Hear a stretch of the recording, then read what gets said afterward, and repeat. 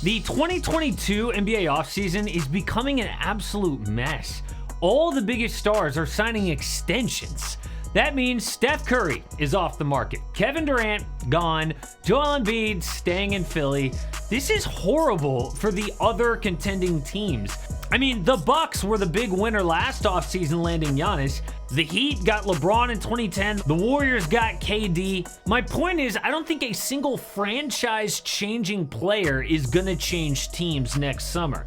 This video explains which teams will be hurt the most by this, why everyone got their bag early, but at the end, I'll explain the one gigantic player who could change everything and create the biggest off-season news in a decade. Yo, it's Casey, this is AM Hoops. This is truly the off-season. Like, things have slowed down a lot. I mean, so many casual fans love the off-season. It's fun to watch LeBron change teams, or KD, or Kawhi. Now, the best player we'll probably have is Zach LaVine.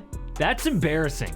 This is a list of players who could have been a free agent next offseason. Kevin Durant, Steph Curry, Jimmy Butler, Kawhi Leonard, James Harden, Kyrie Irving, Russell Westbrook, and others. Now, the guys who are still available, Harden and Kyrie, who will probably re-sign in Brooklyn, Russ, okay, Zach LaVine, all right, Bradley Beal, who will probably be traded, and a lot of role players. In fact, ESPN is calling this the role player offseason. Okay, that's kind of like a Batman movie without Batman.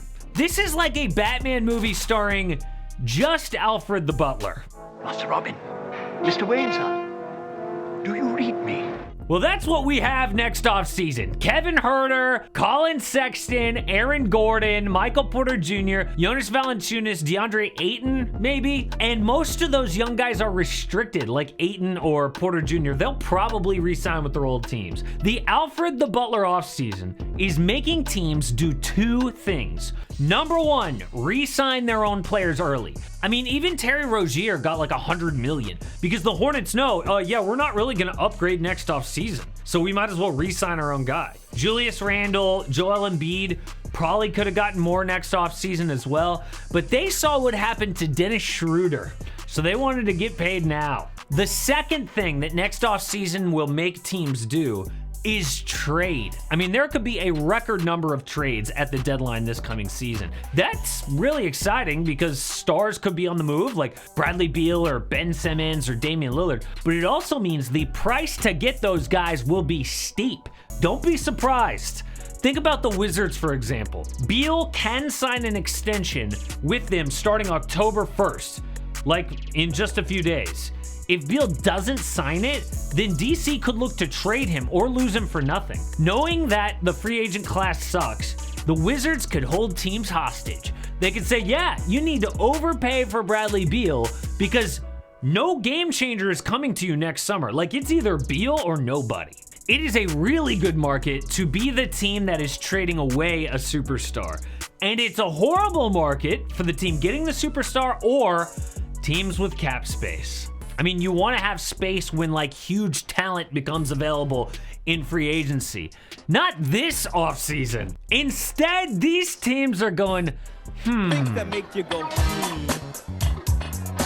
The Pistons, the Magic, and the Spurs are the unlucky three teams to have 30+ million in cap space in the Alfred the Butler offseason. Next is the Timberwolves with like 20 million in cap space. Then there's the list of teams that could create cap space. The Cavaliers could have 30 if Sexton leaves and they buy out Kevin Love. The Bulls could have about 20 if Zach LaVine leaves. The Pelicans could have about 20 if Jonas Valanciunas leaves. The Kings could reach 22 if Marvin Bagley leaves for nothing. However, before I explain the one player who could come out of nowhere and make this offseason really interesting, I want to list the realistic 2022 free agents. So I think really we could see Russell Westbrook, Aaron Gordon, Valanciunas, Dennis Schroeder, Josh Richardson, John Wall, Victor Oladipo, Jalen Brunson, Yusuf Nurkic, and Mitchell Robinson as actual free agents. Everyone else is restricted or will probably be traded or re-signed.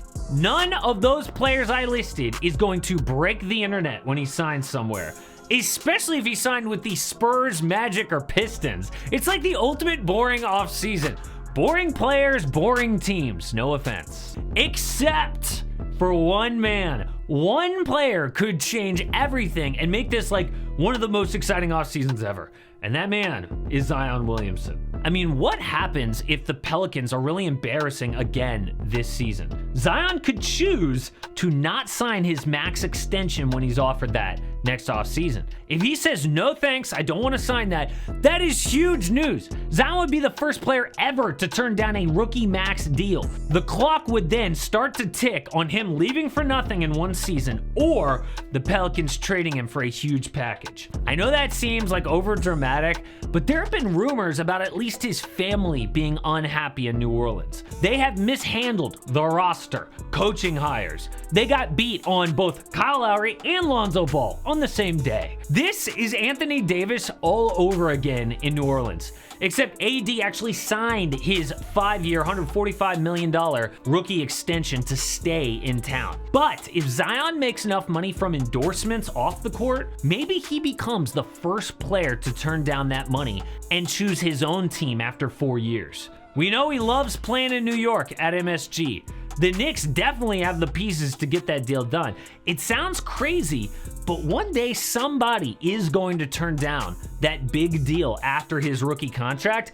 Maybe Zion is the perfect player to be the first. Outside of that, I think we know what the NBA is going to look like the next 2 to 3 years. We've got Paul George and Kawhi locked in for 3 seasons, Kevin Durant in Brooklyn for a while, Kyrie and Harden are expected to sign extensions, Steph re-signed in Golden State, Joel Embiid wants to retire in Philly, Giannis in Milwaukee, LeBron and AD in LA. It is really rare that almost every superstar is locked in for several more seasons all at the same time. That is why trades are going to be a huge deal in the next few years.